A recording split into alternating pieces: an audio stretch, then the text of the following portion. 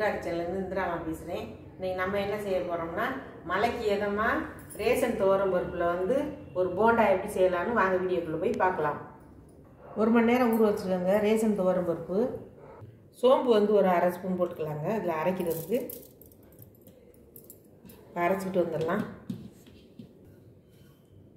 இப்போ பாருங்கள், இந்த பக்குவத்துக்கு அரைச்சிருங்க. இப்படி கிள்ளி விடுற மாதிரி இருந்தால் போதும். இதை மாற்றிக்கலாம் பாத்திரத்தில்.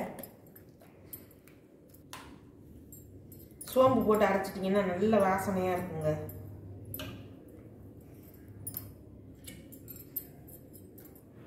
இதில் வந்து இதில் சேர்க்குறதுக்கு வந்து வெங்காயம், பெரிய வெங்காயம் ஒரு 3 வெங்காயம் கட் பண்ணி வச்சுருக்கேங்க. பல்லாரி வெங்காயம் பொடியாக கட் பண்ணி வச்சுருக்கேன். கொஞ்சமாக புதினா, கொஞ்சம் கருவேப்பிலை, கொஞ்சம் கொத்தமல்லி, இஞ்சி ஒரு துண்டு வந்து நல்ல நைஸாக வெட்டி வச்சுருக்கேன்.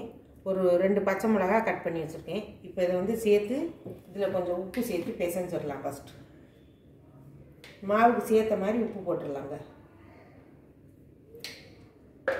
ஒரு அரை ஸ்பூன் உப்பு. சோம்பு வந்து முதல்ல அரை ஸ்பூன் போட்டு இதில் அரைச்சிட்டோம். இப்போ ஒரு அரை ஸ்பூனும் இதில் தேய்ச்சி இப்படி போட்டுடலாம்.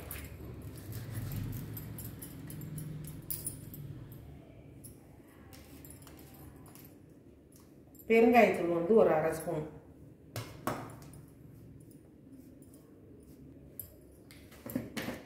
பச்சை மிளகா சேர்த்ததுனால நான் காஷ்மீர் மிளகா தூள் தாங்க போடுறேன். ஒரு அரை ஸ்பூன் போட்டுக்கலாம்.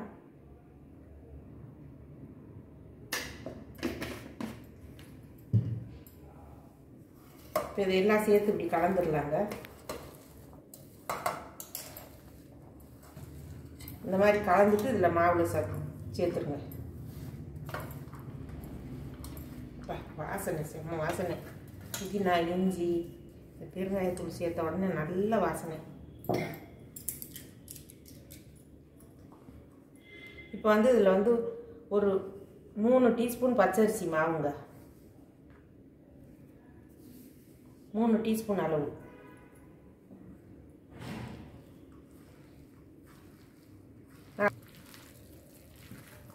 நான் 3 டீஸ்பூன் எடுத்து வச்சுருந்தேங்க அளவு. எல்லாத்தையும் போட்டேன் பச்சரிசி மாவு. இப்போ அவ்வளோதாங்க. பாருங்கள், நம்ம அரைச்ச தண்ணி கொஞ்சமாக ஊற்றினோமா, அதுக்கு எதுக்கு ஏற்ற மாதிரி கரெக்டாக வந்துடுச்சு பாருங்கள்.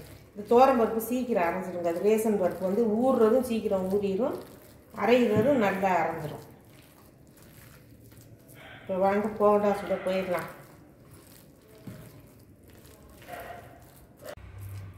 இப்போ எண்ணெய் காஞ்சிடுச்சுங்க, போட்டுக்கலாம் வாங்க.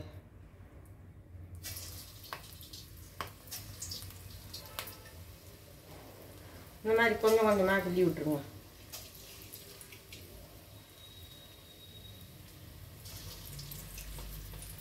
ஒரு பெரிய நெல்லிக்காய் அளவு கிள்ளி விடுங்க போதும்.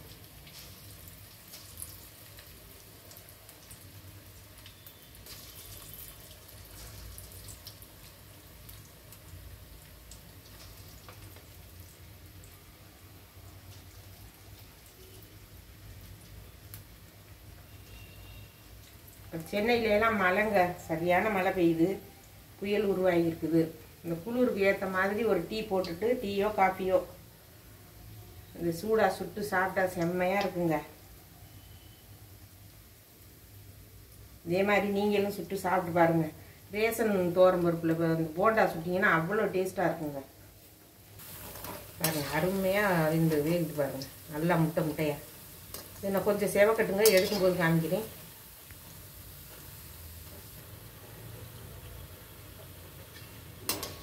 இப்போ வெந்துருச்சுங்க, எடுத்துடலாம்.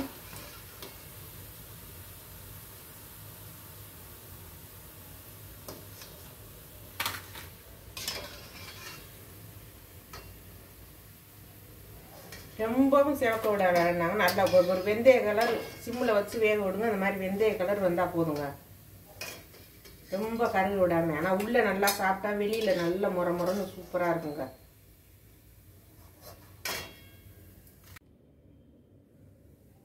இப்போ பாருங்கள், போண்டாலாம் துவரம் பருப்பில் சுட்டு எடுத்தாச்சுங்க. அவ்வளோ சூப்பராக வந்துருக்குதுங்க. இதே அளவு வந்து நம்ம எவ்வளோ வேணாலும் போட்டுக்கலாம். அதுக்கு தகுந்தபடி வெங்காயம் போட்டுக்கோங்க. இதே மாதிரி ஊற வச்சு சுட்டு சாப்பிட்டு பார்த்துட்டு இந்த வீடியோ உங்களுக்கு பிடிச்சிருந்ததுன்னா லைக் பண்ணுங்கள், ஷேர் பண்ணுங்கள், சப்ஸ்கிரைப் பண்ணுங்கள், பெல் பட்டனை கிளிக் பண்ணுங்கள். எல்லாரும் சப்ஸ்கிரைப் பண்ணுங்கள், எல்லாரும் சப்போர்ட் பண்ணுங்கள். நன்றி, வணக்கம்.